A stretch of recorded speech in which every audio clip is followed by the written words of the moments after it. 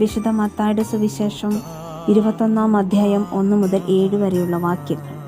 അവർ ജെറുസലേമിനെ സമീപിക്കവേ ഒലിവുമലയ്ക്കരികെയുള്ള ബെത്ഫഗയിലെത്തി.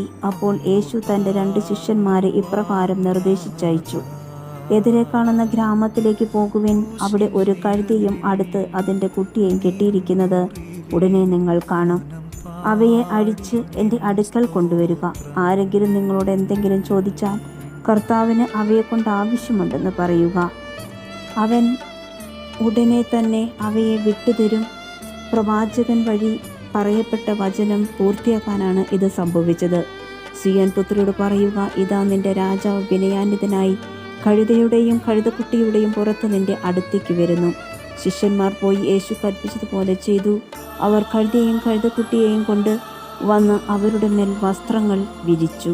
അവൻ കയറി